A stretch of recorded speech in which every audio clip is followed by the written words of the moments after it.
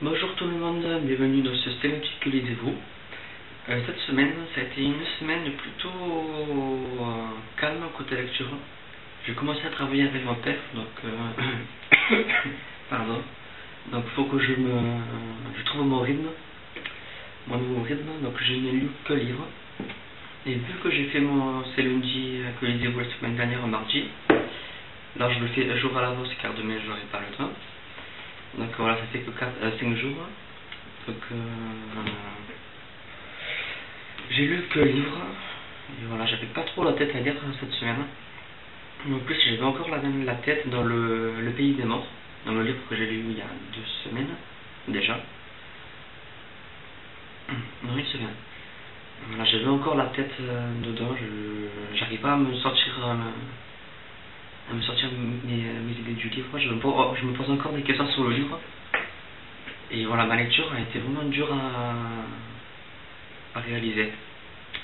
Donc j'espère que ça va pas continuer comme ça quand même. Il faudrait que je trouve un livre à la hauteur du pays des morts pour prendre un rythme normal. Donc le livre que j'ai lu, je l'avais parlé au Stellantis que lisez-vous de la semaine dernière, je crois. C'est La Vita d'Arcosiana, livre épistolaire entre un homme et une femme. Donc dès leur plus jeune âge, à 5 ou 7 ans je crois. J'en ai 7 à la première page. Oui, 7. Et jusqu'à leur 50 ans je crois, quelque chose comme ça. Qui racontent qui racontent leur histoire, qui se vendent des lettres, des emails, des petits mots en classe. On va les suivre, leur vie d'enfant, d'adolescence, de jeune adulte, d'adulte, vie de couple, mariage, etc. On va suivre leur vie. On va vite comprendre dès le début qu'en réalité ils s'aiment. Mais voilà, ils se considèrent comme meilleurs amis, ils osent pas. Chacun va faire sa vie. Il va y avoir des drames, il va y avoir des problèmes. Mais est-ce que l'amour, même à distance, car Alex va partir de l'autre côté du monde, est-ce que l'amour peut survivre à ça? La réponse est à l'intérieur. Sinon, ce que j'ai pensé, le premier cadre était super. Alors, je trouvais ça vraiment innovant de commencer quand ils étaient tout petits et avancer jusqu'à leur âge adulte. Mais une fois qu'ils sont adultes, ça prend un rythme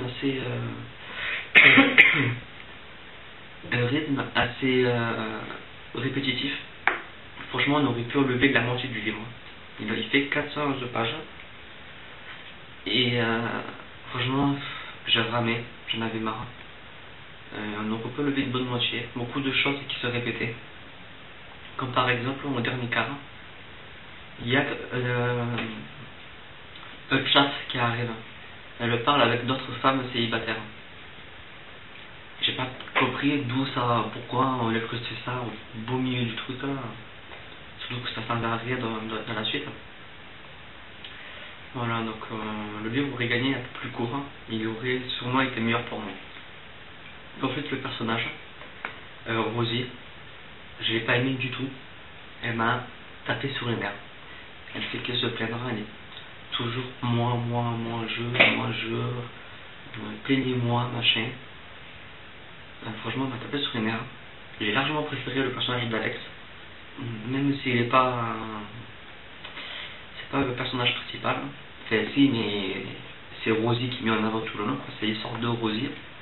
Je trouvais ça dommage car j'ai largement apprécié Alex. J'aurais aimé plus en savoir sur lui.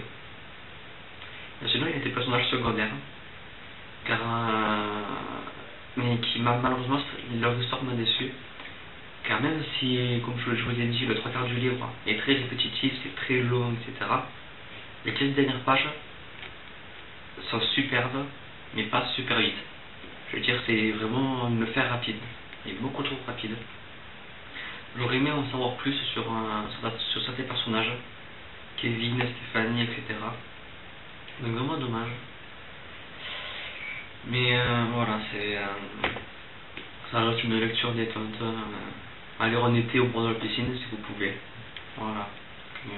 Petite bonne lecture, mais je m'attendais à mieux. Et j'ai commencé hier soir Autre monde. Couverture magnifique là, face A et le face B. Pour ceux qui suivent monsieur sur Twitter, vous savez que c'est un livre que je voulais tout très loin. C'était le dernier exemplaire qu'il y avait Amazon à cette époque. Et je le voulais absolument. Je ne le connaissais pas du tout. J'ai tombé dessus par hasard en feuilletant le site des éditions BAM. Quand j'ai vu la couverture, j'ai craqué, il me fallait. Et je l'ai mis de côté pour penser à le lire de suite.